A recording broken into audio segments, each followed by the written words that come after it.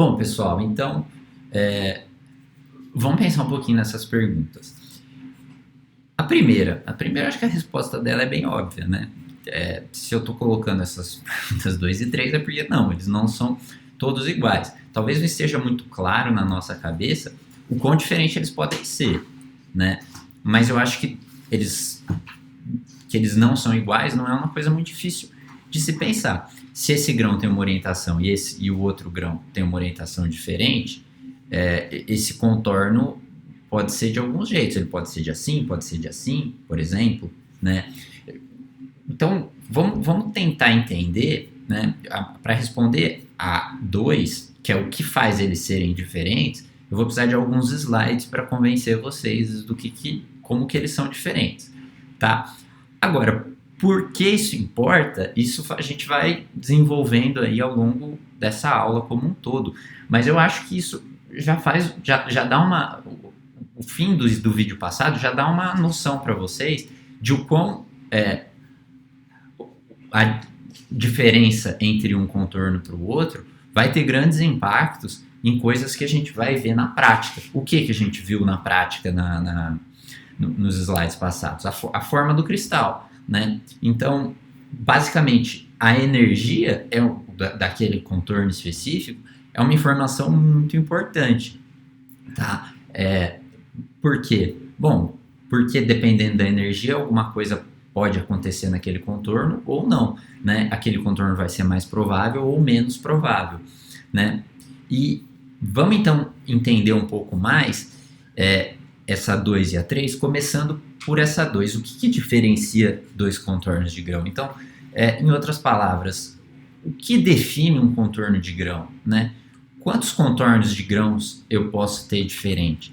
Então, vamos pensar aqui numa microestrutura que nem essa daqui, né? Um material monofásico, tá? Se vocês não batem o olho e identificam isso como um metal A1 cúbico de face centrada, até o fim dessa aula eu já vou dar motivos para vocês identificarem como tal, né? Então, basicamente, a gente tem aqui um contorno. Vamos olhar essa região aqui que tem esse grão escurinho, esse grão mais clarinho. A gente tem um grão aqui numa orientação e um grão aqui em outra orientação, certo? Então, vamos pensar que esse grão aqui desse lado tem essa certa orientação aqui. Então, pensamos aqui na nossa célula unitária, vamos pensar que ele está com essa orientação aqui. Esse outro grão vai ter uma orientação diferente, né? Então, vamos pensar em quantas direções diferentes esse grão pode rotacionar para eu definir que ele tem uma orientação diferente. Então, vamos supor, se esse outro grão que está aqui do lado, ele pode ter essa orientação aqui, ele pode ter basicamente qualquer orientação. Mas se eu quiser, assim, definir uma certa orientação que ele tem, quantos graus de liberdade eu consigo rotacionar esse outro grão, né, de forma independente? Então, por exemplo, se eu rotacionar ele nessa direção, percebe, né? Então, eu estou rotacionando por um eixo só, que é esse eixo vertical aqui, né? Então, eu posso rotacionar aqui e eu vou ter qualquer orientação nessa direção. Agora, se eu quiser chegar nessa orientação aqui, por exemplo, eu tenho que rotacionar pelo eixo vertical, horizontal, né? Então, percebe que aqui eu tenho um grau de liberdade, aqui eu tenho outro grau de liberdade, e rotacionar nessa direção aqui é um terceiro grau de liberdade. Ou seja, se eu quiser definir a diferença de orientação desse para esse, eu tenho que dar 3 parâmetros. A rotação em relação a esse eixo, a rotação em relação a esse eixo e a rotação em relação a esse eixo. Então, para eu definir um contorno de grão aqui com respeito à orientação bulk do grão, volumétrica do grão, eu preciso de 3 parâmetros. Eu tenho 3 graus de liberdade. Só isso importa? Não. Na verdade, eu tenho também, se vocês pararem para pensar, o contorno em si. Então, vamos supor que esse outro grão está nessa orientação aqui específica, assim, por exemplo, certo? E entre eles eu tenho o contorno físico também. Então, vamos supor que ele está lá naquela orientação que a gente colocou, né? Eu tenho a barreira física. E essa barreira física, ela também vai ter alguns graus de liberdade, né? Que é o contorno em si. O contorno em si, ele pode rotacionar nessa direção aqui, né? O contorno físico agora, ou nessa direção aqui, certo? Então eu tenho esse grau de liberdade, eu tenho esse grau de liberdade, e percebe que esse grau de liberdade aqui, ele não existe. Por quê? Porque eu estou rotacionando um plano na direção do próprio plano, né, num eixo perpendicular ao plano. Então, se eu não tremer a mão e rodar direitinho, né, a gente está aqui numa orientação que eu não tenho um grau de liberdade. Então, o meu contorno tem 2 graus de liberdade e o volumétrico do grão tem 3 graus de liberdade. Ou seja, no total, se eu quiser definir bem um contorno de grão de forma completa, eu preciso de nada mais, nada menos que 5 parâmetros, ou seja, eu tenho um contorno de grão tem 5 graus de liberdade. Então percebe como um contorno de grão, definir um contorno de grão totalmente é uma tarefa um tanto quanto complexa. Eu tenho que dar 5 parâmetros para fazer essa diferenciação, certo? Então, vamos continuar aqui na nossa ideia, no que a gente está vendo, para entender contornos de grão agora de um ponto de vista mais energético e estrutural, né? Porque como é tão complexo essas diferentes orientações que os grãos podem ter, vamos entender casos especiais e regras gerais que valem para os contornos. Então, vamos começar com o contorno mais simples, que é o chamado de contorno de baixo ângulo. O que é um contorno de baixo ângulo? É um contorno em que a diferença de orientação entre um grão e outro é muito pequena. Ela tem um ângulo, a gente consegue fazer esse outro grão por uma inclinação ou uma rotação em um ângulo muito pequeno do grão original. Tá? Então, aqui tem um exemplo de um contorno de grão de baixo ângulo. Né? Eles estão um desalinhamento bem pequeno entre os 2 grãos. E olha que interessante, como as redes são muito parecidas de pelo outro, a gente consegue redesenhar esse contorno de grão como um arranjo de discordâncias. Né? Então, percebe que esse plano extra aqui, ele pode ser representado por uma discordância aqui em cunha, esse outro pode ser representado por uma outra discordância em cunha, né? essa finalização aqui por uma outra discordância em cunha, e esse outro aqui por uma outra discordância em cunha. Então eu consigo representar esse contorno de baixo ângulo como uma série aí de discordâncias. Tá? Então aqui a gente está representando um contorno de inclinação como uma série de discordâncias em cunha. Poderia fazer um desenho um pouquinho mais complexo aqui, olhem no livro se tiverem curiosidade, para um contorno de rotação, que seria por discordâncias em hélice, ou mistos aí, com diferentes combinações de discordâncias em cunha, hélice, formando um contorno misto. Tá? Esses contornos são extremamente comuns em materiais, tá? Bem mais comuns que vocês imaginam.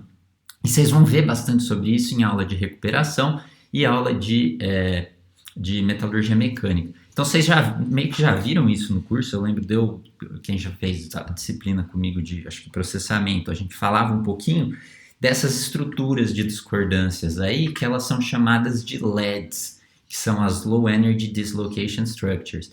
Elas são estruturas que as discordâncias vão querer meio que se organizar nessas estruturas. Isso vai ficar claro quando vocês forem fazer outras disciplinas aí, que elas têm baixa energia e formam esses contornos de baixo ângulo. Então é bem comum a gente observar essas LEDs aí, essas estruturas de discordância de baixa energia.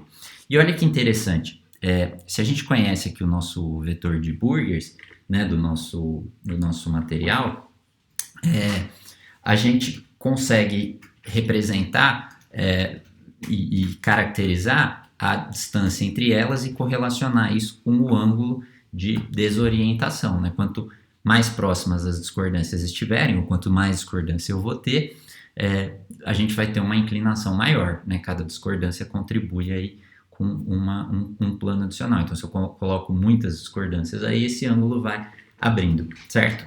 Isso é verdade na prática ou isso é alguma coisa que a gente idealiza? Então, isso foi idealizado e depois foi observado na prática em muitas ocasiões. Então eu coloco aqui um exemplo, uma imagem de microscopia eletrônica de transmissão feita por alta resolução. Basicamente isso aqui é uma imagem com um aumento muito, muito grande, uma amostra muito, muito fina.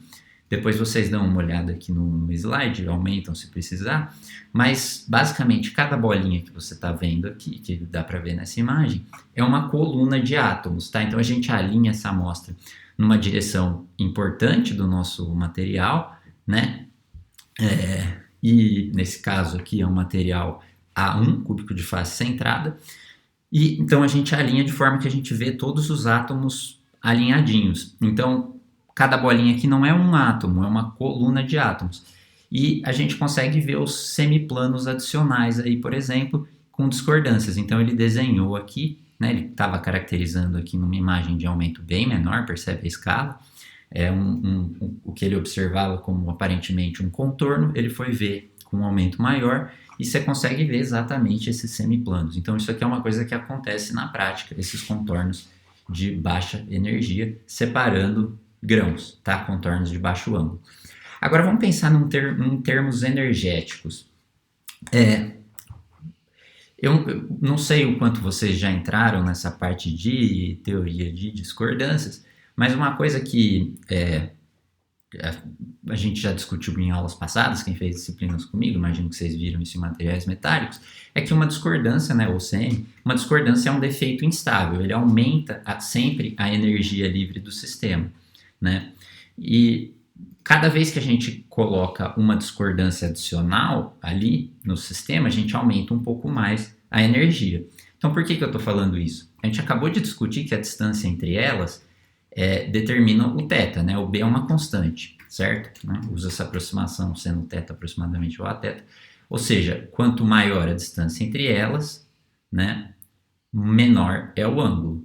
Quanto menor a distância entre elas, maior o ângulo. Uai, o que significa eu diminuir a distância entre elas? Significa que eu estou colocando mais discordâncias.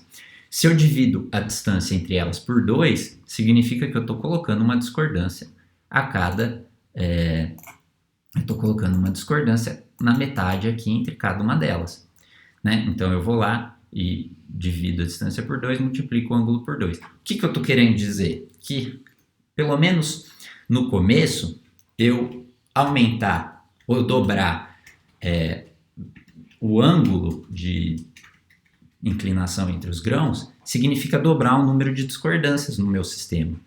Então, quando eu começo a pensar na energia no contorno de grão pelo ângulo, eu vou ter uma região inicial aqui que essa relação é linear, porque eu estou adicionando mais discordâncias de uma forma linear. Tá? Então, se eu fizer esse gráfico de energia de um contorno de grão por misorientation, ou rotação aí, ou desorientação entre os grãos, ele vai ser linear no começo, mas depois de um certo tempo, ele vai tender a um valor mais ou menos constante. A gente já vai ver que é mais ou menos constante esse valor aqui. Tá? Esse valor aqui é a nossa energia do contorno de alto ângulo. Percebe que a energia do contorno de baixo ângulo não é uma constante, certo? E olha que interessante. A gente já tinha visto esse valor aqui, o gama SV, que era o da superfície livre, né? Agora a gente está vendo aqui o B, né? Esse valor aqui que é a energia do contorno de alto ângulo médio, tá? A gente vai ver que ele não é uma constante, mas ele vai tender a um valor médio para a maioria dos contornos, ele vai ser um valor médio. E olha que interessante, assim como o da superfície livre, quando a gente aumenta a temperatura de fusão do metal, a gente também aumenta o sigma B, tá? A gente também aumenta a energia do contorno de grão.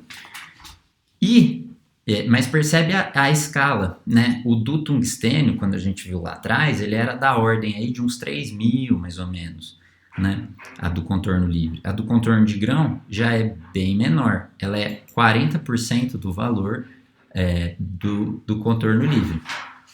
Outros metais aqui, por exemplo, o cobre, 36%, o alumínio, 30%. Então, o que isso significa, né?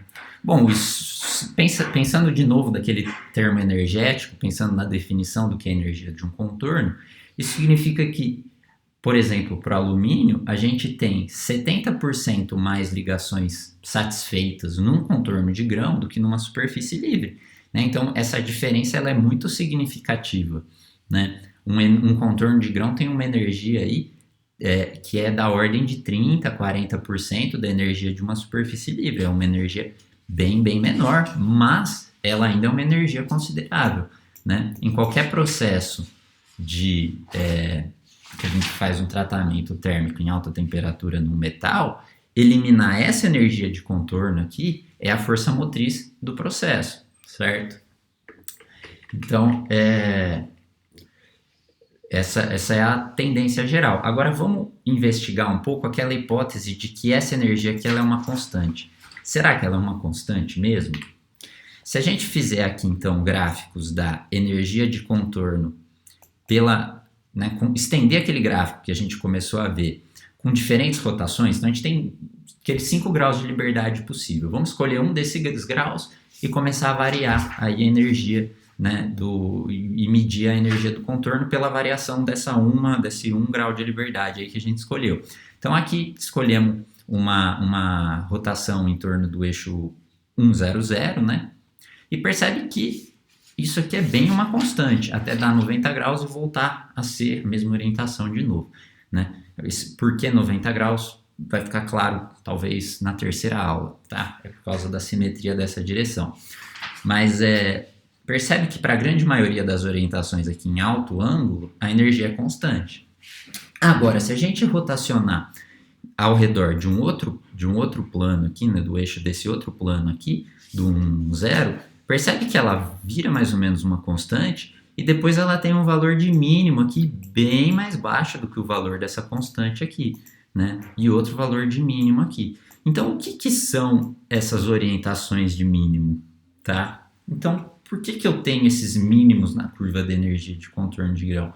Que contorno é esse? Vocês já devem ter ouvido falar o que é uma mácula, tá? Então vamos analisar, que eu acho que o mais fácil de entender a mácula é num metal cúbico de face centrada, num metal A1, né? Então vocês estão aqui acostumados com aquela sequência de planos. O que eu estou fazendo aqui, eu estou olhando para o meu metal CFC na direção 110, tá? Então vou até abrir no Vesta para mostrar qual que é essa direção que eu estou vendo aqui, para ficar mais claro para vocês. Então, olha aqui, pessoal, eu abri aqui uma célula CFC aqui, né? Então tá aqui ela desenhadinha, então tá aqui o centramento na face, e eu repliquei ela 3 vezes em todas as direções aí para vocês enxergarem.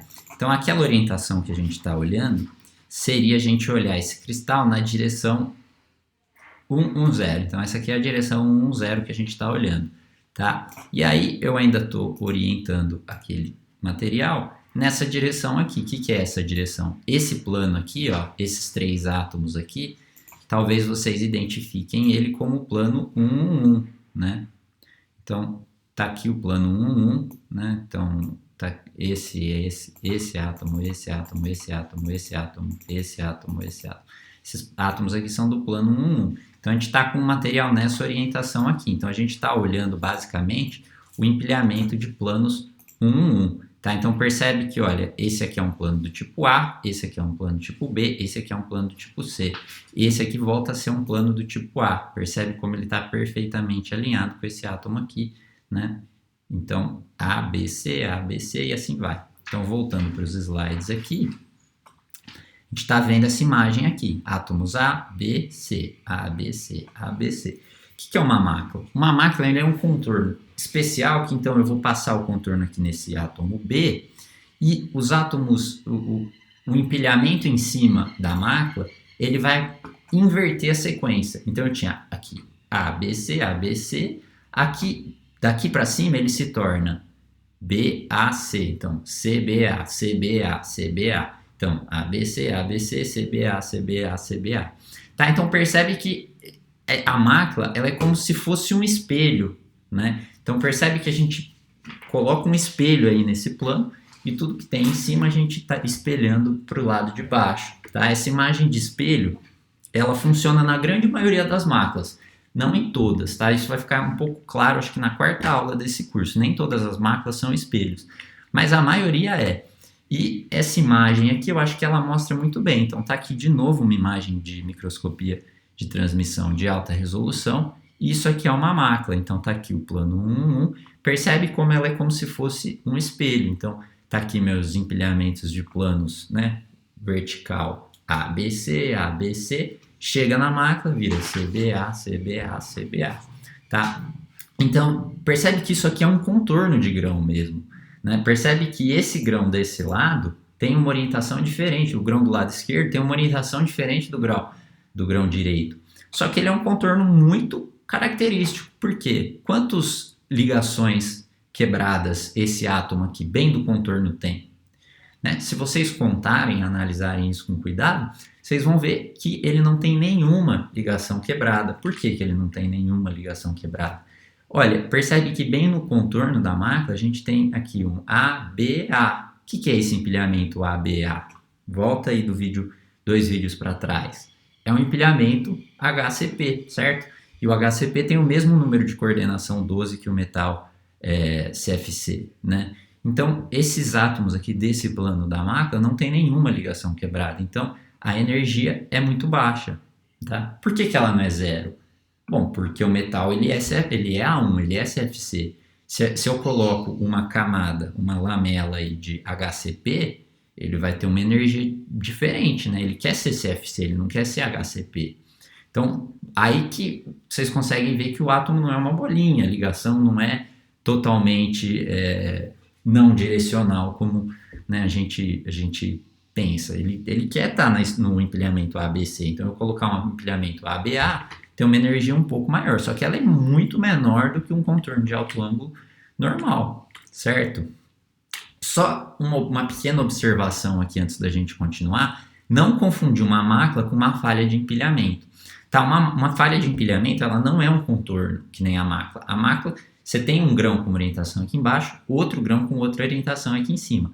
A falha de empilhamento, não, ela é só um erro de empilhamento. Eu tenho ABC, AB, ABC, ABC. Então percebe que aqui em cima eu continuo com ABC, ABC, ABC. Aqui na mácula isso virou um CBA, CBA. Então ela é um defeito só num plano ali, ela não é um contorno de grão, certo? Então não confundir uma mácula com uma falha de empilhamento, elas são coisas diferentes, por mais que as duas representem aqui camadas de HCP, né? A falha de empilhamento também aqui é como se fosse 2 células unitárias ou 1,5 de um HCP aqui, certo? Máculas não estão restritas a metais CFC, tá? Elas também estão presentes em metais cúbicos de corpo centrado e em hexagonais compactos. A diferença é que dificilmente ela forma de forma espontânea, o que a gente chama de mácula de recozimento em materiais A2 e A3. Tá? Ela dificilmente forma assim. Elas formam bastante durante a deformação. Isso vocês vão ver um pouco, tanto nesse curso quanto em metalurgia mecânica, a formação de máculas de deformação. Tá? Mas aqui estão então as máculas possíveis de HCP, aqui está um exemplo de uma mácula de CCC. Percebe que ela é diferente, ela é uma mácula no plano 112.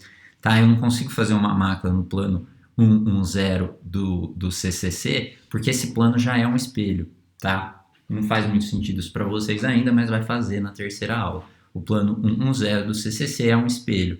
O plano 111 de CFC não é um espelho. Tá? Então, só para fechar essa parte aqui de contornos de grão, eu estou dando aqui algumas energias. Agora, para a energia de contorno de mácula, então tá aqui, Coherent Twin Boundary Energy. Isso aqui seria uma mácula incoerente, que eu não vou entrar muito no detalhe que é aqui. Aqui a gente está falando aqui é a mácula coerente, que é essa que a gente acabou de ver.